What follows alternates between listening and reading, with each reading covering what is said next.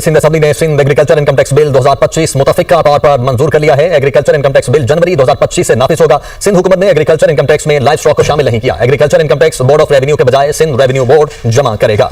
तो सिंध असेंबली ने Sindh agriculture income tax bill 2025 मुतफिका तौर पर मंजूर कर लिया है। एग्रीकल्चर इनकम टैक्स बिल जनवरी 2025 से नाफिज होगा। सिंध हुकूमत ने एग्रीकल्चर इनकम टैक्स में लाइव स्टॉक को शामिल नहीं किया।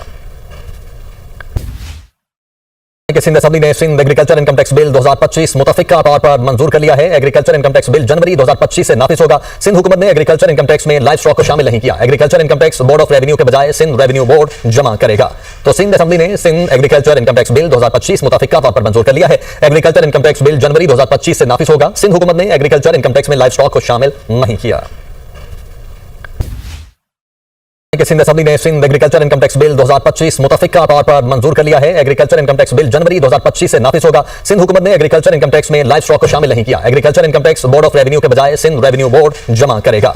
तो सिंध असेंबली ने Sindh agriculture income tax bill 2025 मुतफिका तौर पर मंजूर कर लिया है। एग्रीकल्चर इनकम टैक्स बिल जनवरी 2025 से नाफिज होगा। सिंध हुकूमत ने एग्रीकल्चर इनकम टैक्स में लाइव स्टॉक को शामिल नहीं किया।